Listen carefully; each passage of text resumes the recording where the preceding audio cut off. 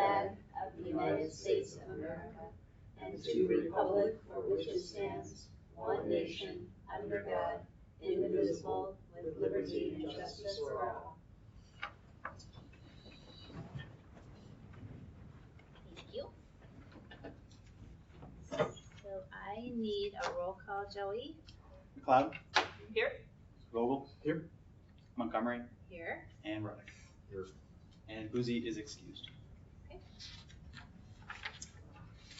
Next, I just need to know if everyone has read the minutes from the last meeting, if there's any additions, deletions, corrections. I read them, I didn't see anything, but.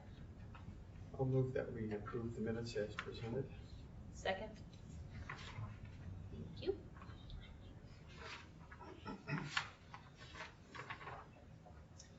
So we're going to move into our public comment, unrelated items on the agenda. Does anyone have anything unrelated to speak on tonight? Okay, seeing none, we're going to continue down our agenda. So just prior to starting, just make sure that if you are here to speak on a proposal that you stand, state your first, last name, your address for the record. Make sure that you address the planning commissioners, not those seated behind you. And once someone has spoken on a proposal, we do allow for public comment. Please keep it to a minimum, hopefully 5 minutes is enough time so we can continue with our agenda and keep on a timely manner. And then of course, after public comment, we always do allow our proposal representative to answer any questions or concerns. So our public hearing tonight, the only one on our agenda, is a request from Duncan Klussman to rezone 910 Maple Street. It is industrial at this time, and they would like to propose that it is moved to a commercial zoning space. So is there someone here from Duncan Klussman who would like to speak? Yes. So just go ahead and state your name and your address. Do you want me to do it from here? You can. Sure. Sure. Thank you. Thank you very much. I'm Duncan Klussman, and we live at 202 Stimson in Cadillac, Michigan. We also live a portion of the year at 1244 Cortland in Houston, Texas. And my wife is here also, Marissa. We're the proud owners of the Depot. And first of all, I'd just like to say, from the day after we purchased or won the auction on the Depot, the city has just been great to work with. They've reached out, WAC called to reach out to the city, received a return call, and everyone in the city has just been really nice to work with as we work on this project, which makes it much easier to then do the project. It's a great building. We were excited to bid on it and to win the bid. We like historic properties. We have a house in Cadillac that was built in 1904 that we've done substantial renovation on and brought it back to life. And we are happy that we've been able to feel like the same thing with the Depot.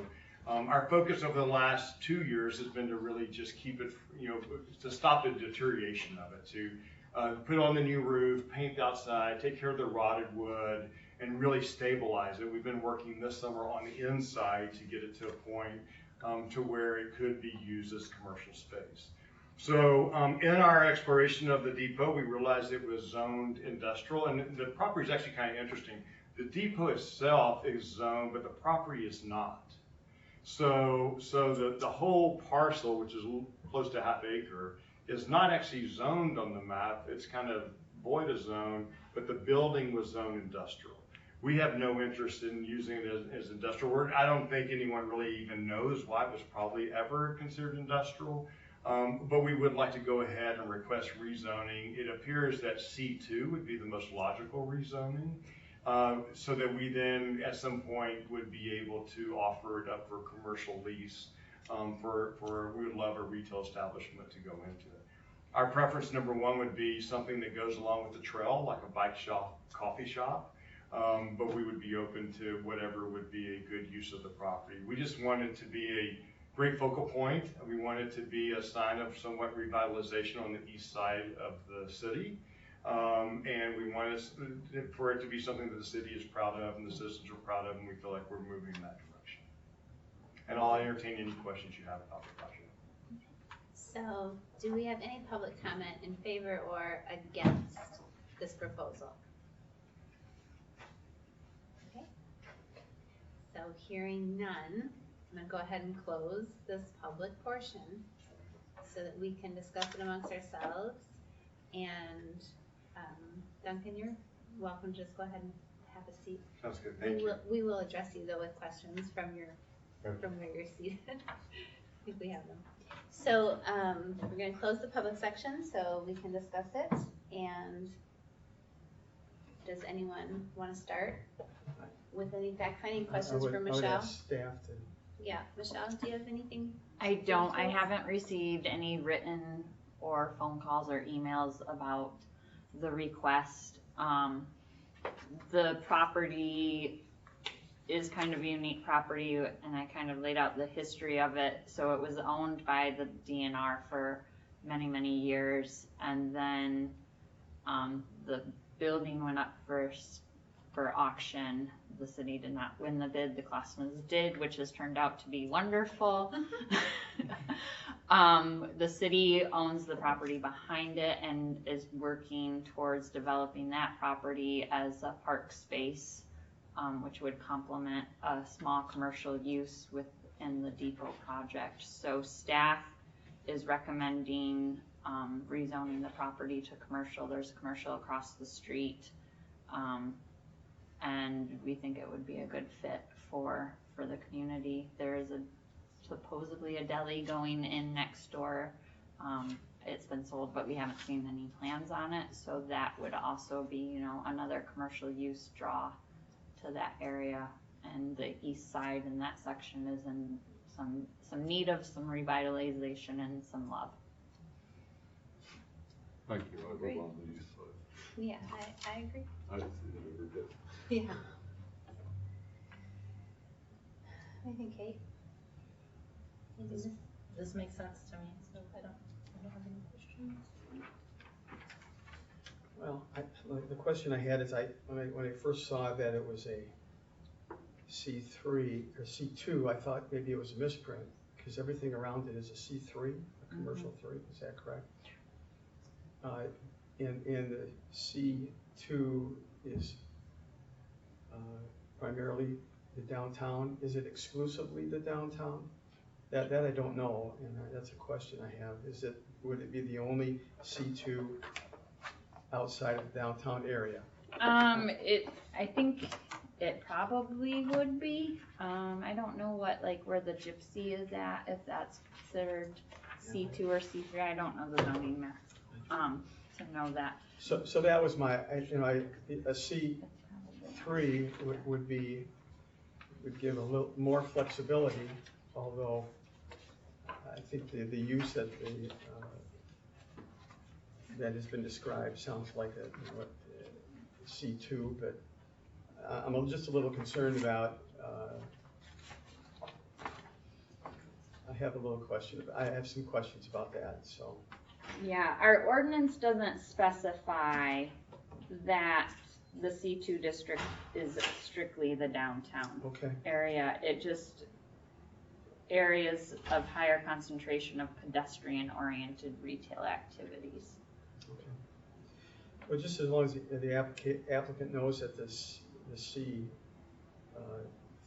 gives you more flexibility, and if you didn't consider that, I just want to make sure you understand that that's a possibility. So just want to make sure you understood that. You have a little more flexibility. Okay. Yeah, of course. Sorry, I ran a school district for 11 years in Texas, and so I'm very aware of when you're supposed to speak and not supposed to speak publicly. But He's actually. so really, and we're not at any preference of C1, 2, or 3. It was really probably my lack of understanding of reading. I looked at all 3 of them. Michelle's great to send them. I looked at all 3. It seemed like the use corresponded to C2 the best, but we would be open either way. I don't know if that would require a new public hearing or not. We won't be able to be here probably next month for a public hearing, but So I requested the C2 just because I felt like it was the best fit, but whatever fits into the zoning and the preference of the city is we're comfortable with as long as it receives a commercial designation. It's probably just my misunderstanding of the zoning. I really enjoyed your project, and I'm very happy, and I'm very sympathetic to doing whatever we can to help you out. I just think it's a little awkward, but certainly not impossible. I'll hear from my other colleagues here. We're very open. Thank you. We're just more interested in the commercial designation. Whatever's the right number for the city, we're comfortable with. Okay. What else is industrial right there? Is that all the red? All red's commercial here.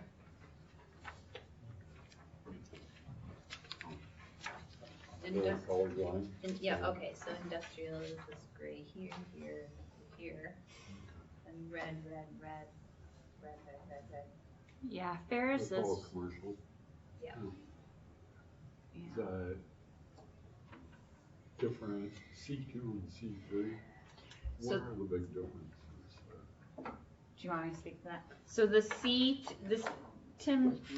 Commissioner Vogel's right, the C2 district is more of like the town type of businesses you have downtown. And then when you get to the C3 district, those are gonna be some of your larger, it allows everything in C1 and C2, but then it also allows some larger type businesses, awning sales and services, heating and air conditioning sales and services, like a car wash, drive-in eating and drinking establishments, machine shops, newspaper publishing. So it kind of it has a little bit more of an intense use that, I mean, the size of the property is gonna somewhat limit what they can do with the C3 district as it is written. So that's why staff felt that C2 would be appropriate because of the size of the property. And it's a down zone from C3. So like usually when you have zoning districts, if you're gonna allow the more intense district, which would be the C3 district, there's not typically an issue allowing something down zone from that that's less intense. It's the going more intense that you want to be cautious about.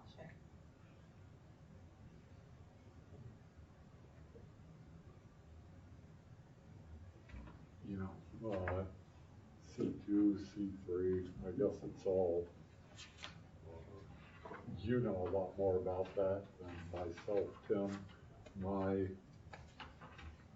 I think it's great to do a commercial lot because pretty much everything west of the White Pine Trail is commercial, and I think it'd be, I mean, it's right down the street from my house, so any improvement to that area is great. I mean, I love it. I looked at the building way back, but I wasn't successful in getting it, so yeah. I don't see the use for this piece of property in C3 personally. Even if they tore that down, I don't think anybody would necessarily want to put a little manufacturing machine shop in there. But I'm good with it either way. Can I offer one more thing? Yep. So I didn't think of this when I was writing my staff report, but also if you look at like the C2 district versus the C3 district for your height, yard, and area regulations, the C2 district doesn't have any setback requirements. But the C3 district does have some minimum lot widths, and it has a minimum setback of 15 feet. With how that structure sits on the property, if they're going to want to do any building changes, which I don't know if that's in their plans or not, but in the future, if there is, they wouldn't meet that 15-foot setback, I don't think. It'd be close. That's good to know. Yeah, our intent is, we actually, the colors you see, we have a postcard from 1907 maybe, 1911. And that's why we chose the colors, to take it back to what we saw in a postcard from the early 1900s.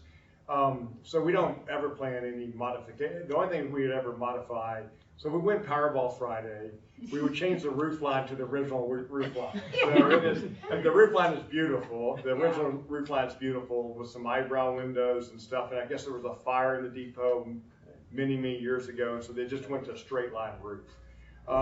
So that would be the only type of modification. But I would say, you know, to me it does fit. I assume because C2 is more downtown, because downtown does not have the setback because they're old buildings, right? This kind of fits that in the sense that, you know, it's right on, the building sits on the complete border, the east border and the south or north border of that property. Okay. The Well- C2 probably helps us, as in the city, in protecting some of those drastic changes that any future owner might. So I just have a couple of questions. So first of all, what brought you to have interest in Big Rapids in the first place? So, first of all, I watched the auctions, the August auctions, and this was an interesting property. So we drove down, really liked the town, and I grew up in a town much like this in Texas. Huntsville had Sam Houston State. We just it felt like the town just had a really good feel to it, and we liked the depot, and we liked historic buildings. So we had no idea we were bidding against the city. That was not our intent. That was a little bit of a surprise that we found out. And you know, it's interesting because we get a lot of news in Cadillac in the area, but we don't really see the city news here. So we just had no idea that the city was interested. But as soon as we realized that they had a master plan for the whole area, our comment was, you know, we're all about community. We love supporting community. We'd like to work alongside you to make that a vision for that whole area. Okay. And so really that's it was just an interesting structure. We drove in, we liked what we saw in the city, and we've never regretted the decision, you know, since we bought it. No, we loved the train depot. I thought this is the coolest building. This would be so great to have. And so you have a place in Cadillac, but neither of you are actually affiliated with Michigan? We had never been to Michigan until 7 years ago and went to a wedding at the homestead and fell in love with it, and so bought the house in Cadillac 5 years ago. Oh my God. And now spend as much time as we can. Okay, nice, good. So you plan to hold on to the property for a while? Yeah, we have no intent, and I think if we, you know, we would never want to see the property modified from what it is. So I think whatever we would do in the future would always probably have that stipulation. Okay, that's nice. I too agree that while I guess I would think it would be awkward to have it be industrial. It doesn't make sense to me that it would stay industrial. It also helps bring peace of mind to the industrial side that's right nearby that you're switching to commercial. So I am in favor of moving it to commercial, to zone it as a C2. So that is also where I stand with my other planning commissioners. So I don't know if we're ready to decide or if you still want to discuss. I'm comfortable recommending the C2 based on the explanation of the setbacks on C3. So I'm comfortable with that.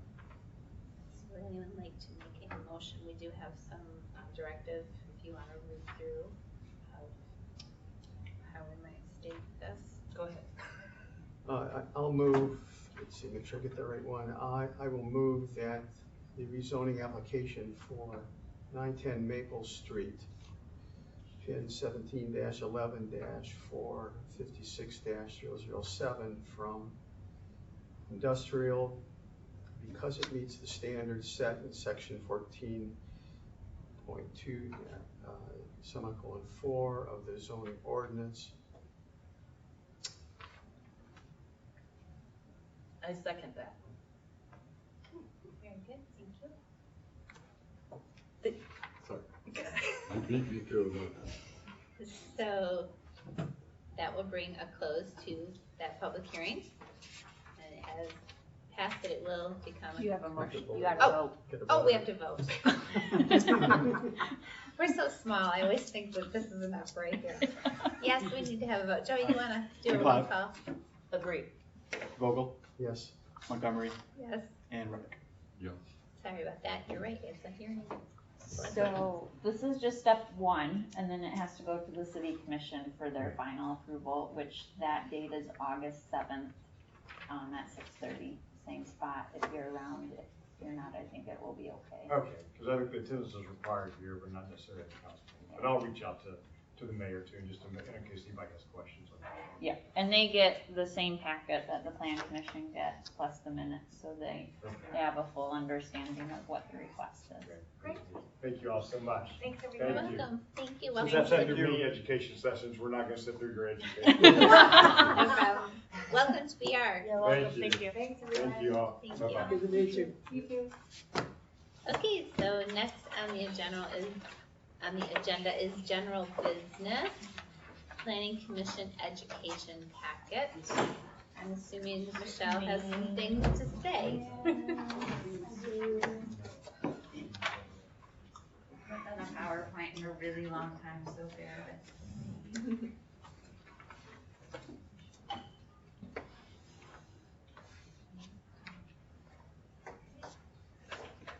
Okay, so you all have a new booklet. This is put out by APA Michigan, which is the Michigan Association of the Planning Group that kind of gives legislation guidelines to, and does policy work. Hold on.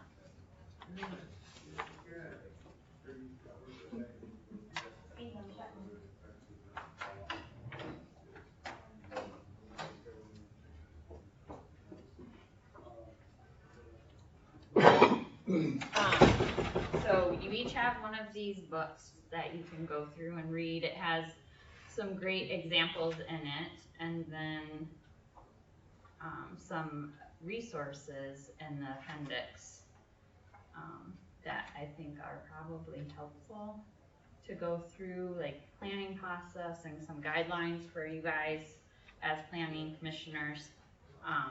So that I would just recommend, like, you read through it, look at it. You're not gonna remember everything in it,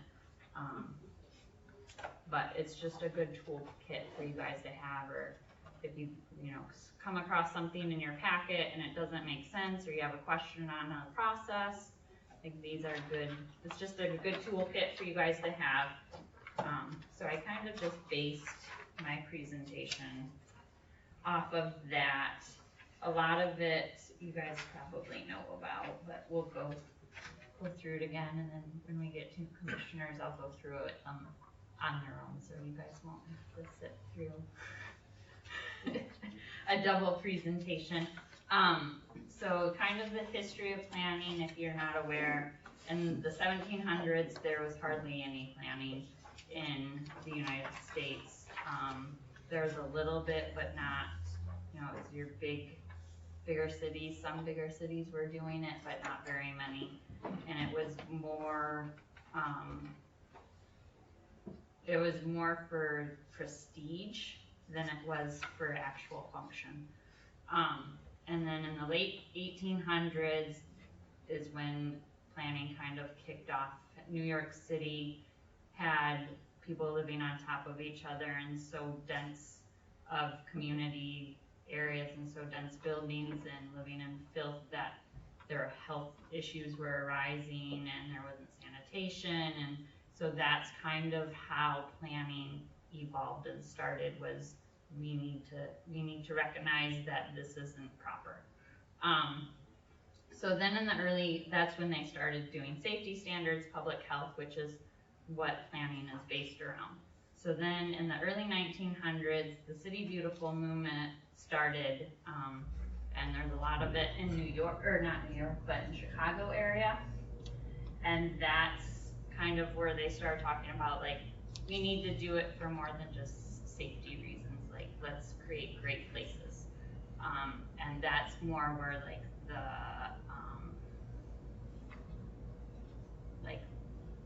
modern planning kind of started.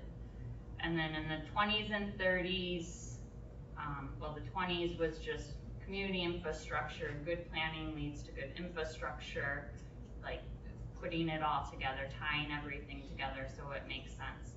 And then the automobile changed everything in the 30s, and that's when sprawl started, and you know, the subdivisions, and took focus away from the downtown.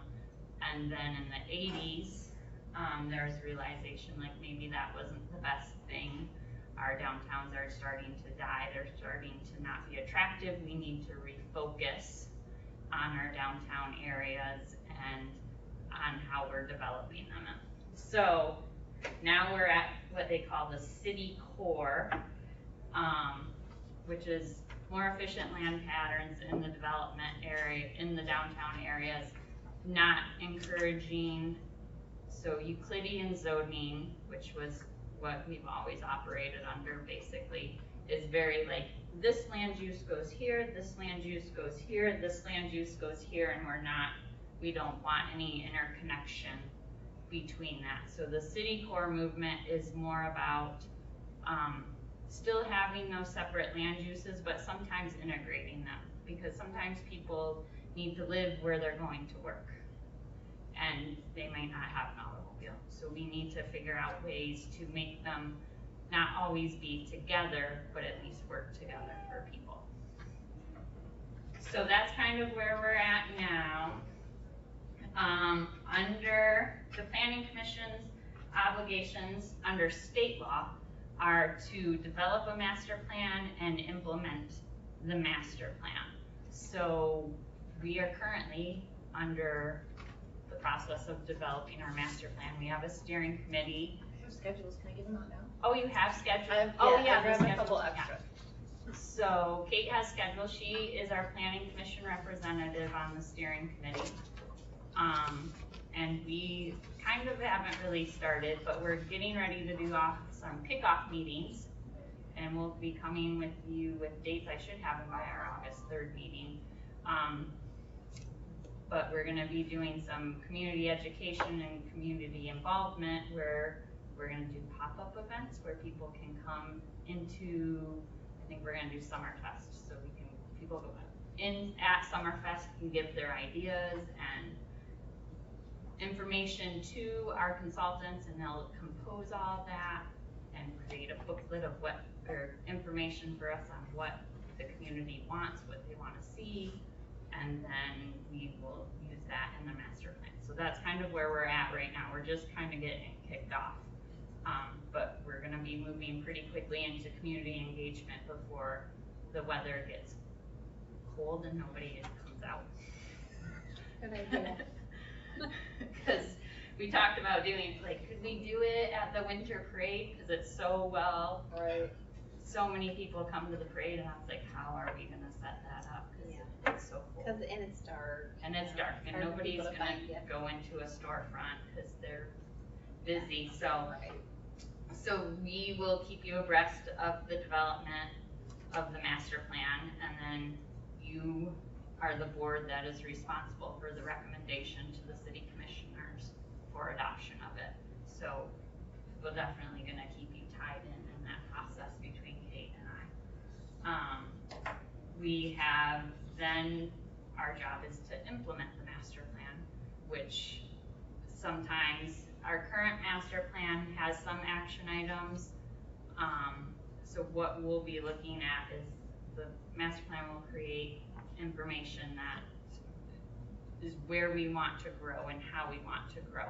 So we'll have some action items that this board will be responsible for looking into and determining how we accomplish that goal. I'm assuming there's probably going to be some on housing, because that's always a big issue in town. And then there's probably going to be some on, like, infrastructure is usually one. We don't play a huge role in that, but we could with how development patterns are going. So those are some things just to keep in your back of your head about, you know, what's coming up. So as a board, as your functions, you review site plans, special use plans, zoning amendments, and then plat reviews. I don't know if you guys have done a plat review ever, probably not. No, platting is a terrible process in the state of Michigan. That's why everyone does site condominiums, because platting is just very lengthy to do. Site condos are easier. So I don't know if we will really ever get a plat, because people try, the process is just so lengthy that developers try to avoid it, which is unfortunate because it could be a great process. Other responsibilities, our capital improvement planning program, which ties in sometimes to our goals in the master plan and goals in the city, and then our economic development planning, which I believe you guys just went through right before I started. So those are your basic policies. So this is some information about the democratic process, which I think is important to highlight, because I think sometimes when you're up there, it's hard to remember the process, especially when you have a lot of people who are saying different things at you and you're being torn in different directions. So citizens have the right to participate and influence following a process about decisions which affect them. And it's great. We want that influence because we might not see everything. We might not know everything. That information, that influence helps us make better decisions. But it does not guarantee them that they get what they want. And that's really hard to swallow. As a board member and as a citizen, because as a board member, you want to try to make people happy. And as a citizen, you want to be happy with your board's decision, but sometimes it just doesn't happen. So just to know that going in and recognize that, like, someone might not agree with this decision, but I still feel it's the right decision, like, that's perfect. Your ability to compromise is limited by the ordinance, which has its pros and cons to it, as everything does, but because of it being being law, that's where the limitations come in. Ordinance is law. To help go through that process, sometimes it's important to basing the decision on the plans and documents that have been adopted by the city commission. So if you ever feel like you don't know, like you're stuck, like you want to vote this way, but you're being pulled this way and you don't know, like, go back to our city plans. That's why you have a binder of them all, so that you can look into them and read through them, and you're not gonna read through all of them, but read through parts of them and, you know, look to where those plans are directing us to go. Because it's in there. It's sometimes cumbersome to find, and hopefully it will get easier with the new master plan, but, you know, look into them. And then the ordinance also provides an outline of how to review different requests and standards for approving them, and use those standards to your benefit. They're there telling you, like, does it do this? It's a checklist, like, and then where you have gray areas, you can use your plans to help you make those decisions. So that kind of gives you a way to step back, so the emotion's not there in the decision, because everyone makes decisions on motion. So that kind of gives you a process you can go through, so that you can look at it from, you know, different perspectives. So the next is, and all this stuff is in your book, I'm just summarizing it and putting it in my own words a little bit. So the basis of the master plan, you know, information about the past master plan, it evaluates existing conditions and trends, it establishes goals with public input, alternatives, and provides recommendation for physical development and redevelopment of the community. and identify where and the intensity of the land uses. So when you adopt your master plan, we're required to update it every 5 years after adoption. That degree of upgrade is not written into law. So it's kind of like, do you want to do a whole upgrade? Do you want to just do bits and pieces? Do you want to review it? You know, how do we want to do that? And some of it's going to depend on how much development change you've had. So we won't adopt ours till next year, probably fall of next year, maybe summer. So from that point on, that master plan will be our guide. It doesn't mean that it's set in stone. So if like something huge, like say Goshen was coming in like 2 years, like you can open up that master plan at any time that you think that it's not appropriate. Like, oh, there's been the Big Rapids Products has put a huge addition on, you know, in the industrial area. I think we should upgrade our master plan to reflect the new job growth that it's creating or something like that. We can open up that master plan and change it through an upgrade process. You don't have to wait the 5 years. You just are required by law to do it every 5 years. So you can use it as a guide to development, and it's really supposed to be updated. Like that's what they're looking for. They usually go every 10 to 20 years outlook, and it's the legal basis for zoning. So if we did not have a master plan, we could not do zoning. So when they wrote the law, they wanted you to have a plan to base your zoning decisions on, which was, I don't know if every state has that. I don't think they do. I would say ours is probably more advanced in that terms of requiring a master plan in order to do zoning. I don't think Indiana Can I ask a question? Yeah. So when the master plan is done, are we gonna then look at the zoning ordinance to make sure it follows, you know, there's gotta be a correlation, right? And so is that, at that time, then do we go into that to make sure that we have a match or is, I've never seen that done. So I think it makes a lot of sense, but.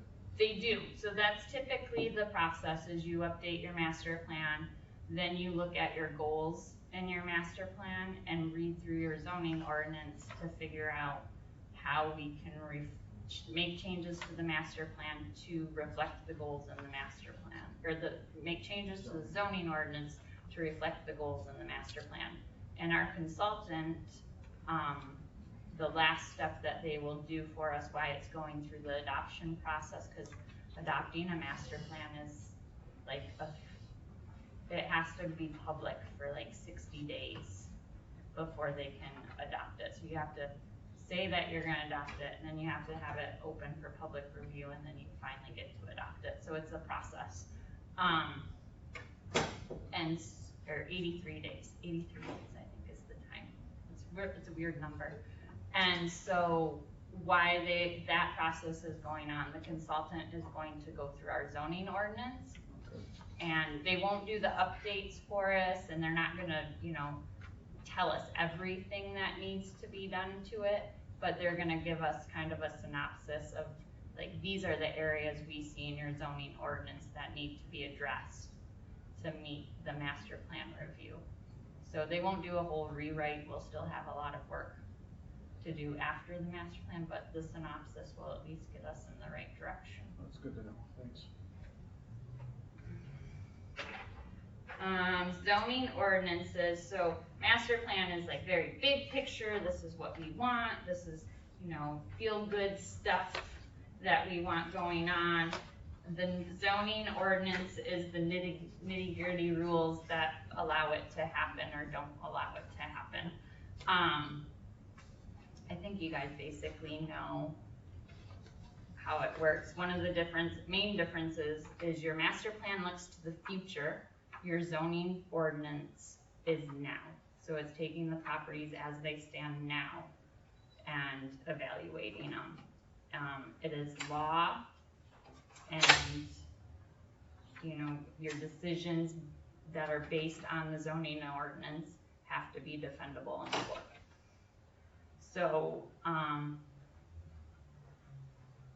the types of changes that I think are pretty common with rewrites of zoning ordinances after a master plan, or some that I think we'll be having discussions about at least, is new or different types of districts to facilitate the types of development sought. So our C2 district is probably our closest district to mixed use.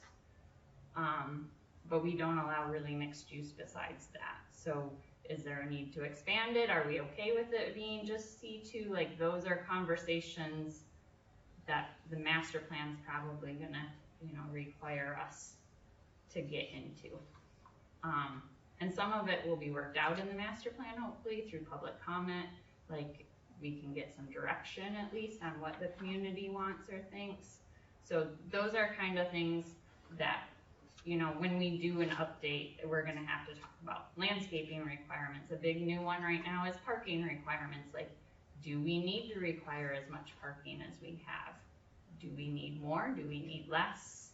The trend is to go towards less parking, because more people walk, more people bike, more people. Is that true for our community? I don't know.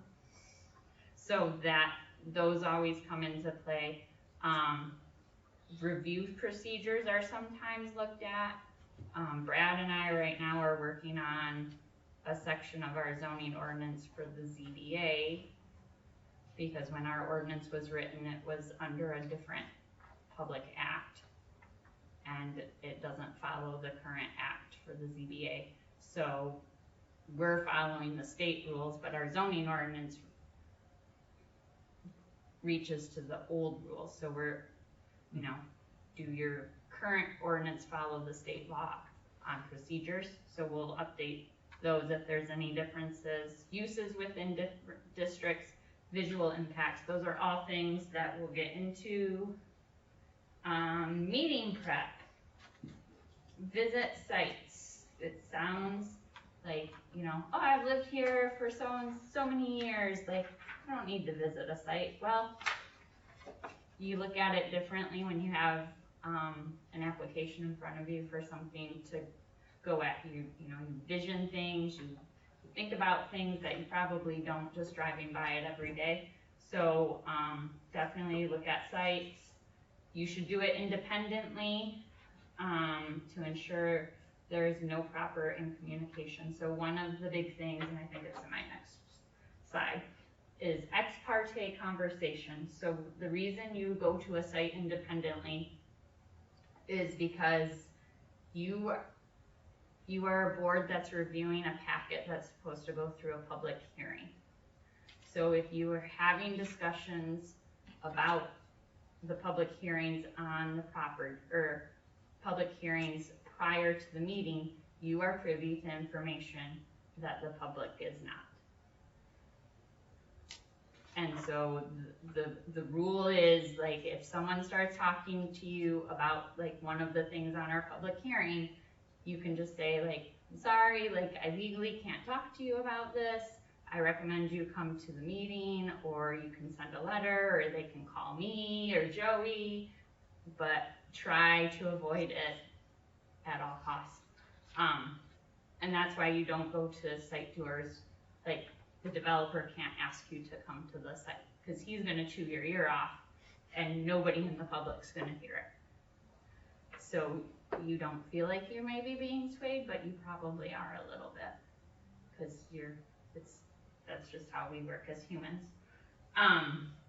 So, go to your site visits alone, review plans, before meeting. It's a good idea to go through our city plans that you have, so that you can see, find the information that points to what you're thinking. It may change during the meeting, but you'll at least know, like, this is what I was thinking. Maybe the plan says something different near it to change my mind. And if you have questions, don't be afraid to ask me.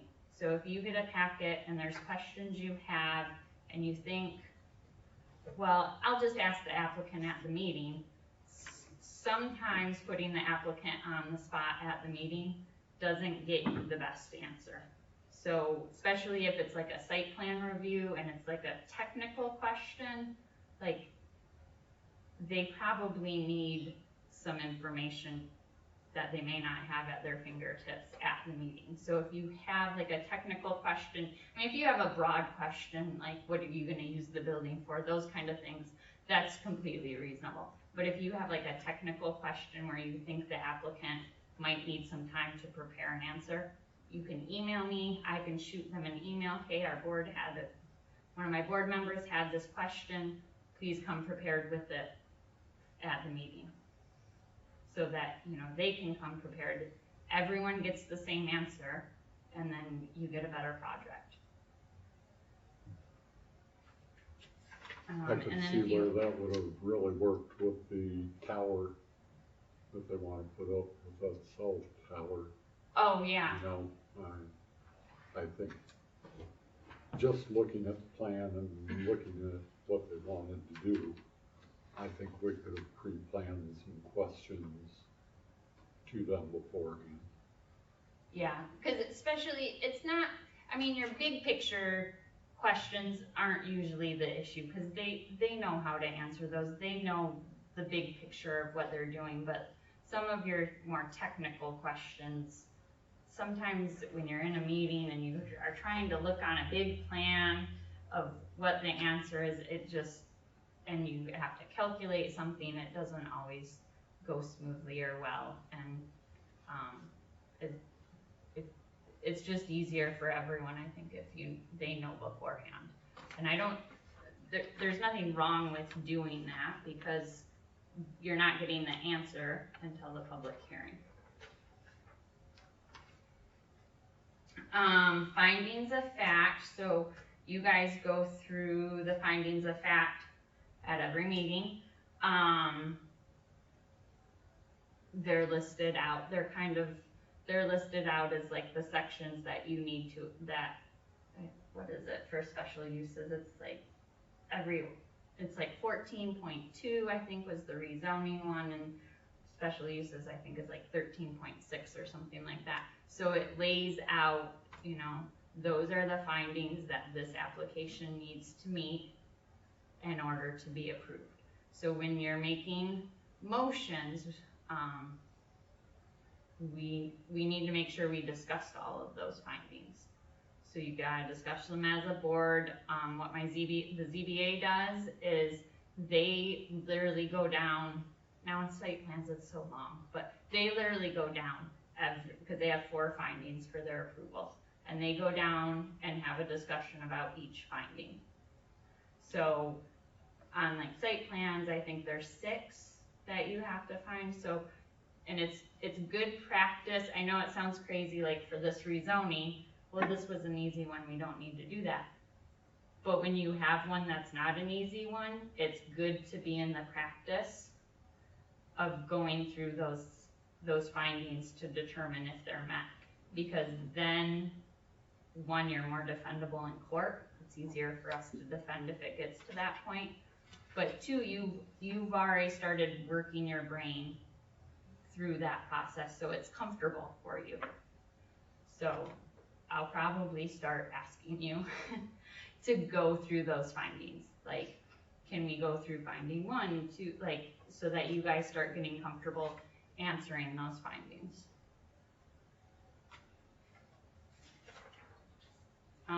Conflict of interest, so this is one that comes up from time to time.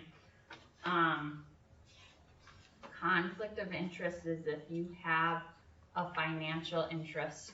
It's usually financial, not always, but if you have a financial interest in the property that's being asked about.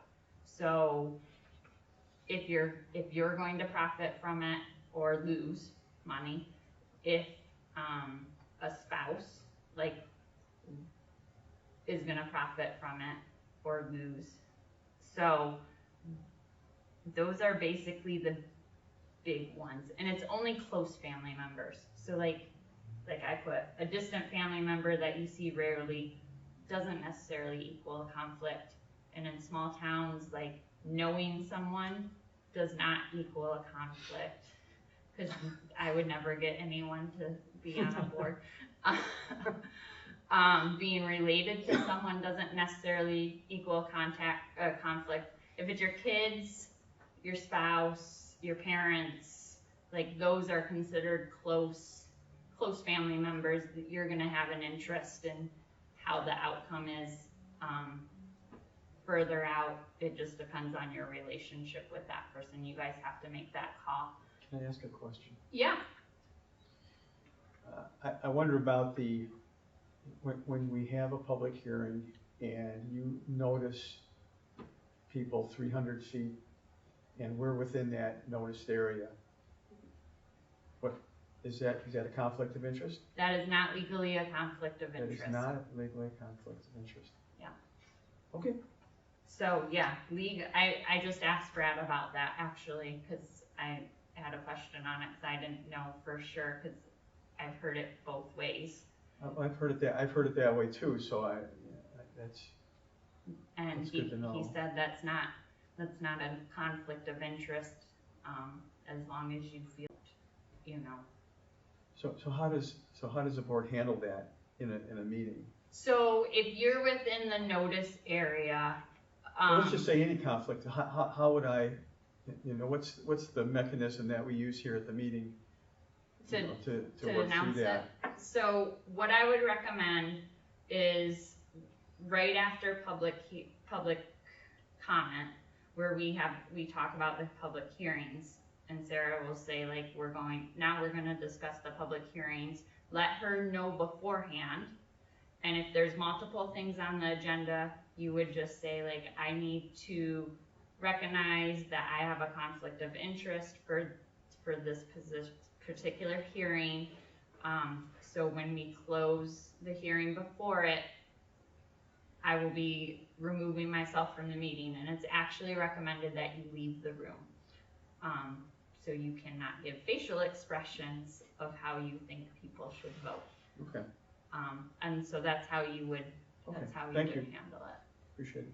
So currently that could affect moving forward, if there's only 4 of us sitting here right now, correct? Would you still need 4 voters? Okay. Yeah, so you still have to have a quorum without the person Without that the has the conflict. conflict. So, yeah, that's why I said, So at this point, we should let you know when you send out the packet. yes, because there's only, you should let me know if you have a conflict of interest or think you have a conflict of interest on a proposal.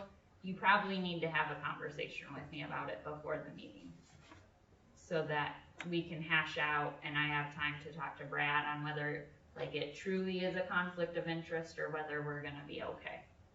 It's good enough. So, yeah, let me know as soon as you know, and then we can work through it prior to the meeting, and we can get you language. I can get language typed up of what you need to say to remove yourself. And then you only have to be removed for that hearing, so you can vote on other things on the agenda, and then we would come get you when that hearing is over. And so the last thing we have is types of review, which I think you're pretty familiar with most of them. Site plans, you can only review on the standards of the ordinance. So if the use is allowed by right in a zoning district, I'm not telling you can't deny it, but it's very, very difficult to deny it. So if it's zoned correctly, we have to work through the issues on the site plan, which sometimes that makes people very unhappy. But you do a great job, Sarah, of letting people know, like, we're here discussing the site plan. We're reviewing it against the ordinance. Like, you do a good job of explaining that, and that's appreciative, I think, for me, and then also to the residents, because they have a better understanding, because they come to this meeting not understanding what what our processes is, or what the process of the community is really. PUD, subdivision plats and site condominiums, they're usually a multiple step process. So you're usually gonna have phases of development with those, or multiple reviews of the same project. So like, that's why the subdivision process, the platting process is cumbersome, because you have to go through preliminary review, and then the state has to, like, with us, and preliminary review with the city commission, and then it has to come back and go through final, like, it's just a long process. Condominiums aren't quite as bad, but you're probably not, well, you might, depending on the development, on if you're gonna approve them in the first round or not, or if you're gonna need changes that come back. They're just a bigger development, so they're longer to review. Rezoning and map amendments, I think you guys have a really good understanding of that. And then special uses. So in our ordinance, we have special uses, and many times they have conditions attached to them, like you can have this special use, but you have to meet this criteria. So that criteria that they list is in addition to the criteria that's listed as the findings of fact. So we would have to work through both sets of criteria, or you have to look through both sets of criteria to make sure they're meeting both sets. I think that's all I got. That's all I got. Thank you, that was very informative. Yeah. It was, Yeah. it was, yeah, thank you. Yeah, I like it, thank you. And I do appreciate the other binder that you gave me, because flipping through that, it simplifies what we do a little bit, but anyways. Good, good. I'm glad it's helpful. Joey and I are working on right now, some education material for you guys on housing, because we know it's gonna be becoming a topic. And so it's just gonna be, it's not gonna be education about pushing anything or telling you what you should do, but just some education about some of the different types of housing that's available. Cause you hear condos, we all have a different picture of what a condo could be. And when I hear the word condo, I think of Florida high rises that you can get a timeshare at, because that's what condos were for my generation. Because you got a timeshare and you went to Florida. So like the perceptions that we all have around housing. So we're gonna start working on putting together some information to kind of have some education on what housing types there are, what they mean, and then some of the cost affordability issues that are going around with housing right now, because I know everyone's hearing all different things, and that's going to come into play eventually. Definitely looking at a lot of the problems, like just trying to identify what's going wrong with housing and what we need to look at. Can you give me an example of what you mean by that? So there is a pretty massive housing crisis pretty much everywhere in the United States. Big Rapids is not unique in that way. Yeah. But like she said, looking at the cost of, cost per unit of putting up different types of housing. Cost problems, like okay. Yeah, the struggle with the costs. Both on the construction side of things, and then home ownership and renting. And I have two things I want to add, just burning to ask. Okay, Are we members of the state organization? you are not.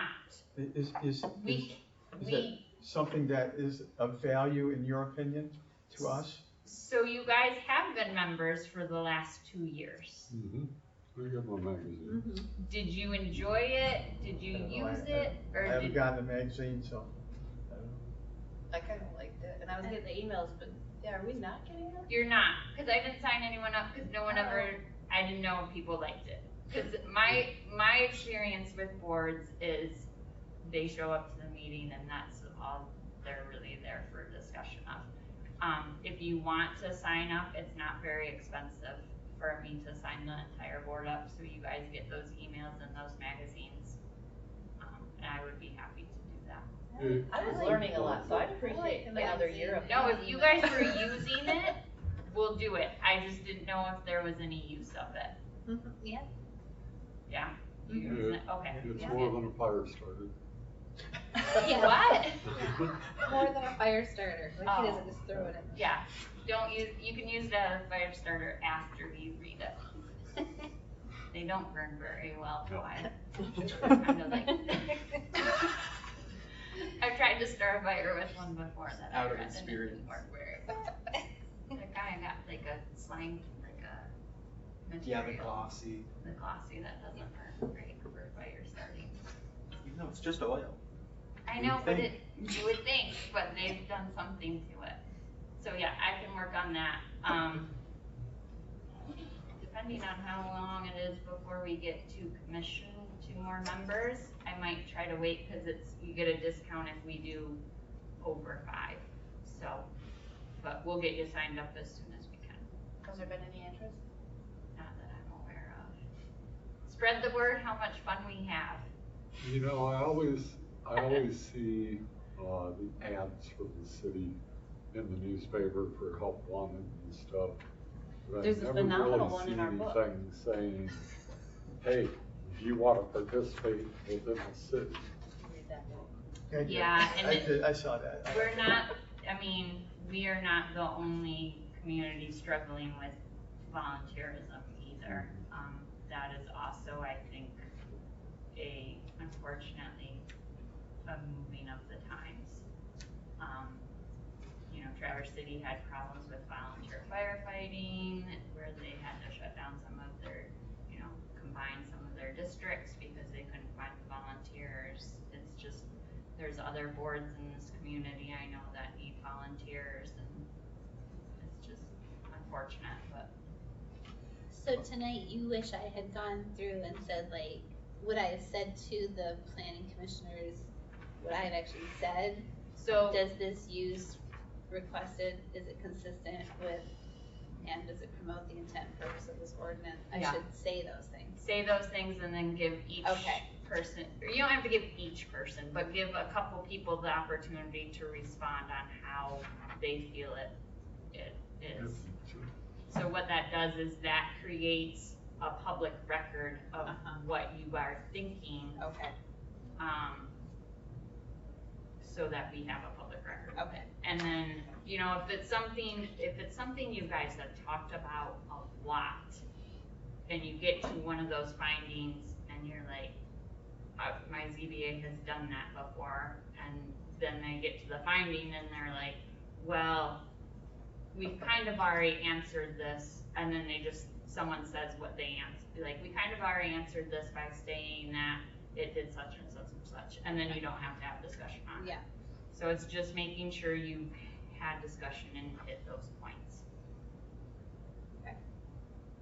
Now, what about your points on the arguments? I don't read those, obviously. I just assume we've all read through them.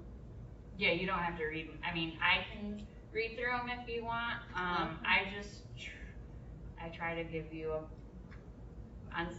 so with my ZBA, I give like a pro side and a con side. Right. And I can do that with you guys if you want. I kind of do sometimes. You did this time, I mean, a little at least. But like this is the pro side, this is the con side of it, and I can do that if you want to help you guys form thoughts. My recommendation is you don't read directly from my staff report, because Right. then it's not your idea, it's Sure. my idea. Yeah. But I can do that to form, get your brain And going both ways. we've talked about making sure the applicants are like seeing those requirements more now. We're working on redoing our forms. Yeah. So that hopefully they'll be coming in That's good. with their With answers to answers. those questions already, even though if they read, they probably could. Right, so our forms right now don't ask any questions that are in the ordinance. We just tell people like, please provide these answers to question section such and such in the ordinance. Well, nobody's gonna do that. They're just not. So we're changing it so that our forms actually ask the question and they have area to provide the answers to those questions. So DK Design kind of did that with Our Brother's Keepers. They didn't have it in our form, but they had it, you know, he had a list of every ordinance and then he had an answer of how he felt like he met that ordinance. And that's super helpful for the board to know beforehand, so you can kind of have an understanding of where they're thinking and going. So we're gonna try to get more applications to come in like that. That's good.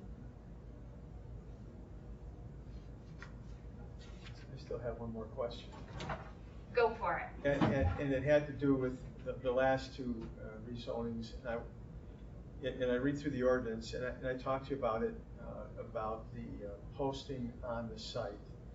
And you said that it wasn't necessary. And I still read it and thinking, well, I think that's what it says. But then when you talk about maybe it's part of the old zoning, and that's why it's.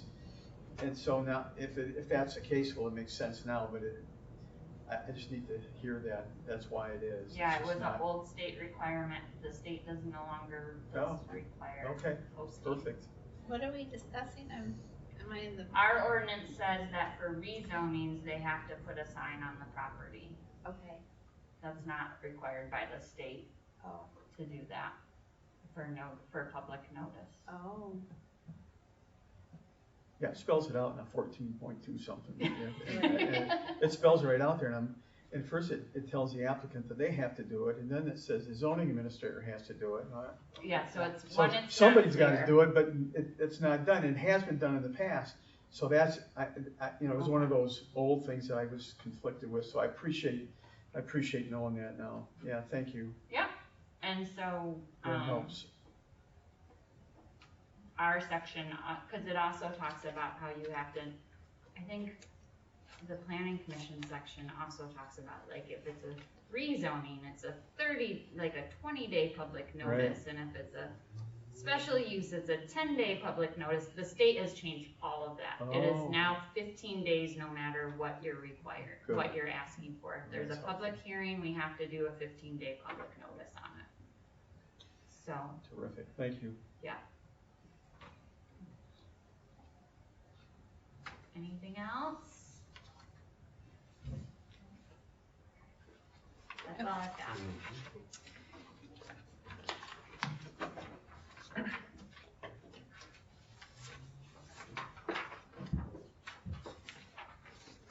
All right, so we're gonna move on in the agenda to any unscheduled business. Does anyone have any unscheduled business? I just have a reminder that you have an August 3rd special meeting at 6:30. Will you be telling us about that before we come, or are we not? I'll get you stuff Okay. next week on it. I'm almost done with it. Okay. Okay, hearing no unscheduled business, I'm gonna go ahead and adjourn this meeting at 7:39 p.m. Thank you so much for coming.